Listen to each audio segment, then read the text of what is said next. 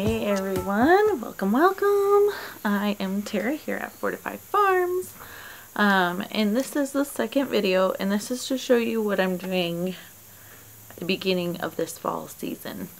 I think I said it in the last video, fall, winter are my favorite seasons because I like me some long sleeves and some leggings and cozy blankets and hot chocolate. So I'm a little sad that summer is wrapping up because of the garden, because I love fresh tomatoes and fresh cucumbers and all that yummy stuff that you can get during the summer. But my fall, winter is my favorite. Probably now fall is more my favorite because I can still get sort of all those wintry things, but I also get fall crops. So this is the first year doing a fall garden, so yeah, you can take what I learned and what I messed up on or whatever. So I do have a little bit of tidbits for you guys. But let me show you what has changed since the last video, because it looks very different. I'm like, wow, it's not all green and lush and stuff like it once was. So it's definitely different. So here, come with me.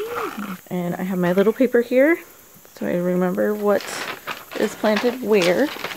So here I have my broccoli. I have squirrels and they like to get my stuff. So I have bought in probably like 20 or so of those wiry baskets from Dollar Tree. I want to say it's Tree. And they have worked to help keep the squirrels out. So I had to get I've gone like 3 trips in there. So I have like 30 of them. But they have worked really well to keep the squirrels at bay. Because squirrels, I hate them. I hate the squirrels. So, and then let me flip you back around here. So I still have my jalapenos, and I'm just letting them go until they stop because they're producing really well. I can probably do another load of cowboy candy. I'm letting these tomatillos finish up. There's only one left on there, and look it, that's not green anymore. Okay guys, so my seedlings did great. Does anybody have a clue what these are? I'll give you a sneak peek inside of them. But there's what they look like. They did amazing for seeds. It sprouted much better than I thought they would. But these are my Brussels sprouts. I'm gonna have so many Brussels sprouts, guys. I don't know what to do with it. So if you have recipes, please let me know, because I don't know how I can eat this much Brussels sprouts. Like, there's 15 containers of Brussels sprouts. Like, I'm gonna have up to my ears in Brussels sprouts, and I'm like, I don't like Brussels sprouts that much. My husband doesn't like them at all, but so I'm like, oh gosh. So we will be having lots of Brussels sprouts. So if you got recipes, shoot them in the comments. Send me a link, please, because I'm gonna need some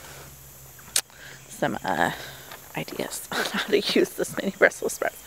I only got so much freezer space, so you know.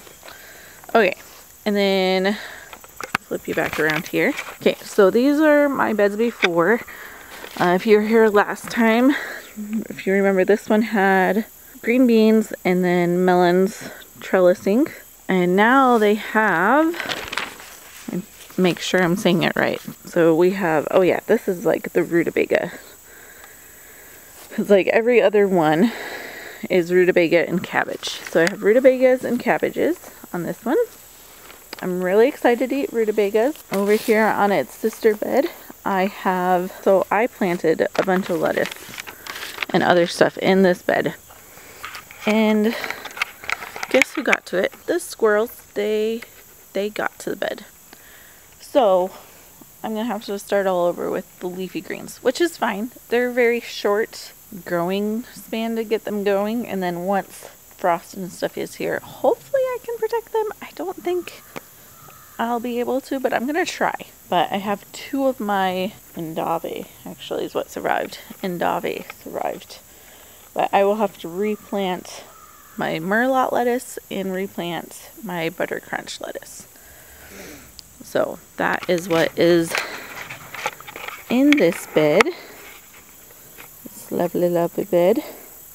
And then if you notice too, I have the white PVC, and that's because I put plastic over it in the winter and then use PVC clips to clamp it all down. And then on this bed, I did have my lonely green pepper. I tore it out because I was like, it's not going to ripen. So I tore it out, and I did plant stuff, but again, squirrels. But so right here, these 3 were supposed to be cauliflower, but only my 2 survived because of squirrels.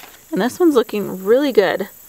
Like, look at that. It looks so pretty. So I'm really proud of these guys. These are doing really well, especially that one.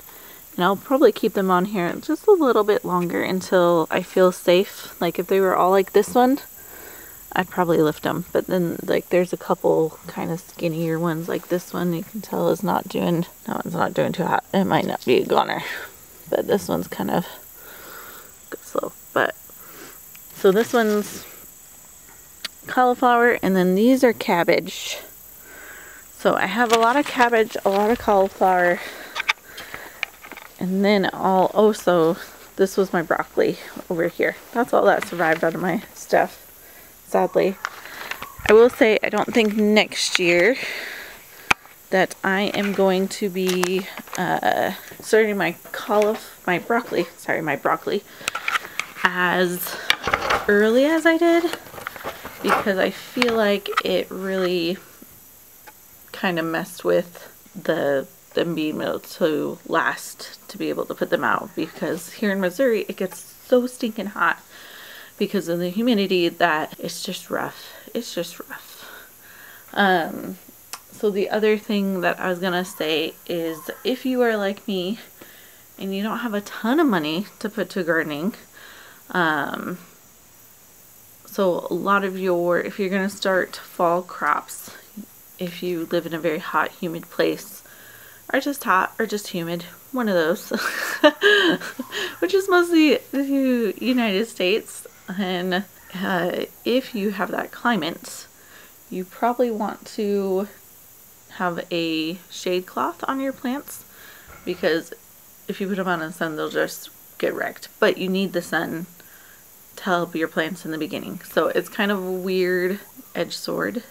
I look at it as kind of an edge sword. So what I did, because I was like, I don't want to spend money on a shade cloth, not for just a couple weeks worth, maybe next year, but I took a white like bed sheet and I used that and put it over my plants, or kind of in front of my plants, and used it. I draped it across here, so I kind of took that corner, there's a little hook right there, and I draped it, and that seemed to work really well.